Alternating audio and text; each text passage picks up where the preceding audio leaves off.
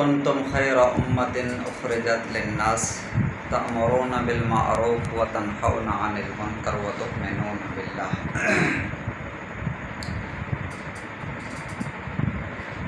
یہ مہینہ محرم الحرام کا مہینہ ہے۔ اس مہینے کے اندر بہت ساری قباحتیں، بہت سارے رسومات اور بہت سارے اعمال ایسے کیے جاتے ہیں کہ جس کا تعلق بالکل دین کے ساتھ نہیں ہے، بلکہ آسانی کے لیے یوں سمجھیے گا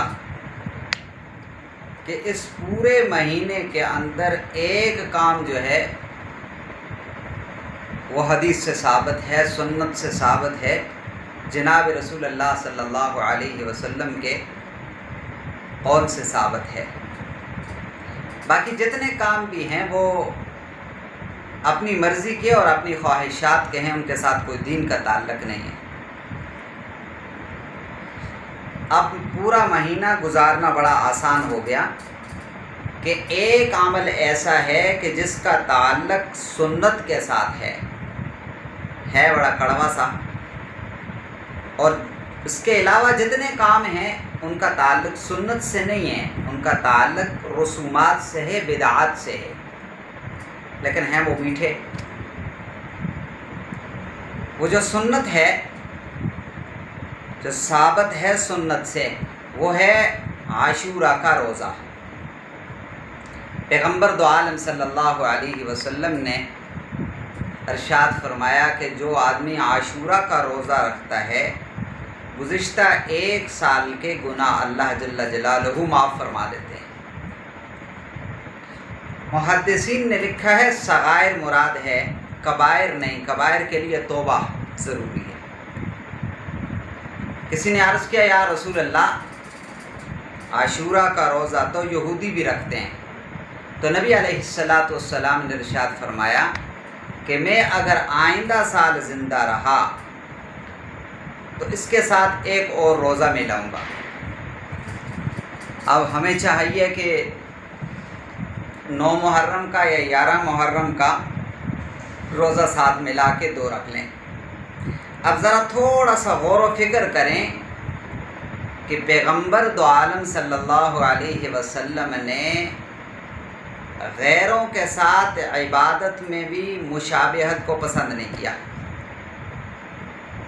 اگر مشابہت سے کچھ نہ ہوتا تو اللہ کے حبیب کہتے ٹھیک ہے وہ رکھتے ہیں، ہم بھی رکھ لیں گے۔ فرمایا اگر میں زندہ رہا تو اس مشابہت کو ختم کروں گا، 9ویں کا یا 11ویں کا روزہ ساتھ ایک روزہ اور ملا لوں گا۔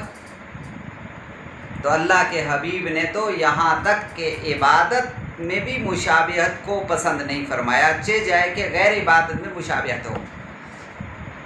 اصلاح منکرات میں بات یہ چلتی ہے کہ آیا یہ محرم الحرام کا مہینہ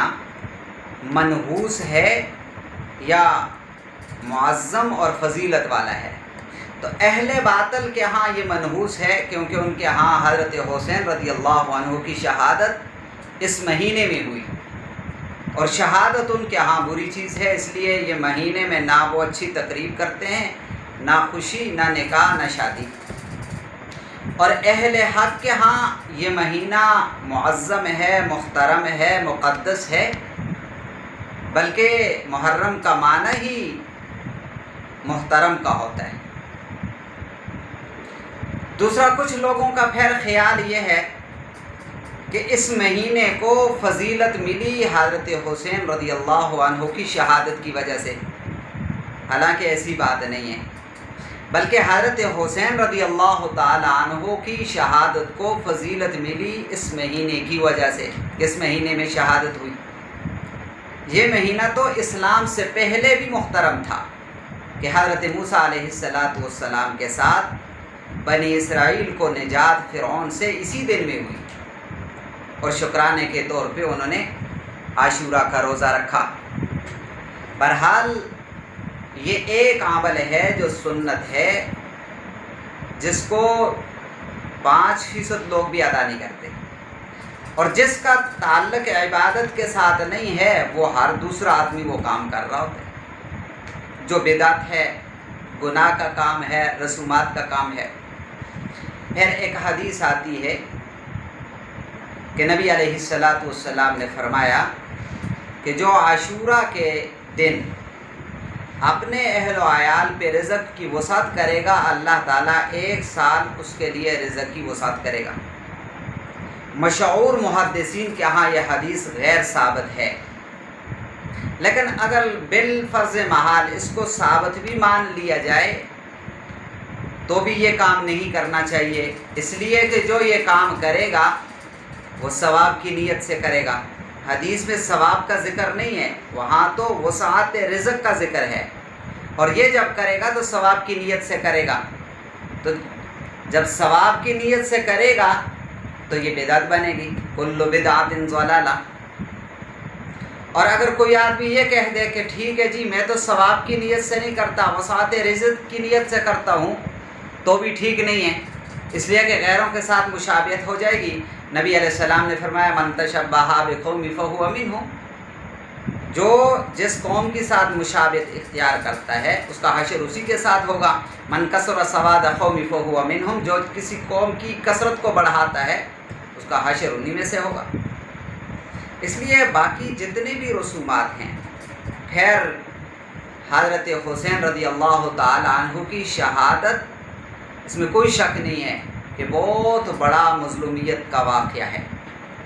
لیکن کیا حضرت عثمان غنی رضی اللہ تعالی عنہ کا واقعہ جو پوری طریقے سے مدافعت کی قدرت کے باوجود صبر اور استقامت کے ساتھ اللہ کے راستے میں جان دے دیتے ہیں، کیا وہ کوئی اس واقعے سے کم واقعہ ہے؟ اور کتنے خطیب ہیں جو ممبروں پہ بیٹھ کر کے ایسے ہی قصہ سناتے ہوئے آپ نے سنا کہ جیسے حضرت حسین رضی اللہ تعالی عنہ کی شہادت کو بیان کیا جاتا ہے، ایسے ہی کیا حضرت عثمان غنی رضی اللہ عنہ کی شہادت کبھی بیان کرتے ہوئے کسی آنکھ نے دیکھا کسی خطیب کو، کسی کان نے سنا یا کسی قلم نے اس طریقے سے لکھا جیسے حضرت حسین رضی اللہ عنہ کی مظلومیت کو بیان کیا جاتا ہے؟ پھر اس سے بڑھ کے نبی پاک صلی اللہ تعالی علیہ وسلم کا چہرے مبارک کا زخمی ہونا، آنکھ کے دانت مبارک کے شہید ہونا، اور نہ رکنے والا خون آپ کے جسم سے جاری ہونا، جبکہ پوری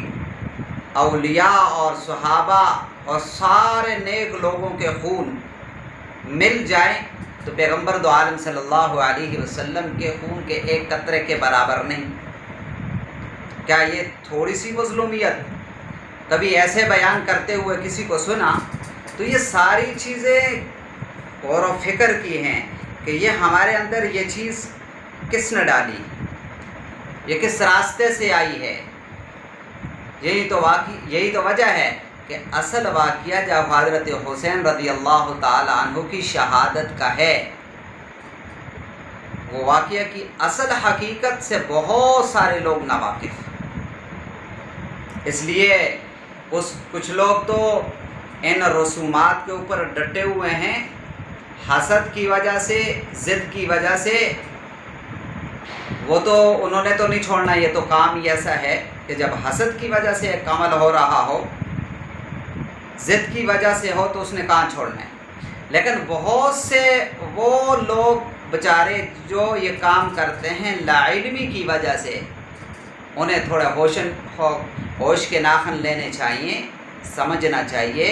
کہ اصل واقعہ کیا ہے، اصل حقیقت کیا ہے، اور اس مہینے میں ہمیں کیا کرنا چاہیے، پیغمبر دو عالم صلی اللہ علیہ وسلم کی کیا تعلیم ہے۔ یہ ساری چیزیں معلوم کرنے کے بعد عمل کرے گا تو دنیا بھی بنے گی، آخرت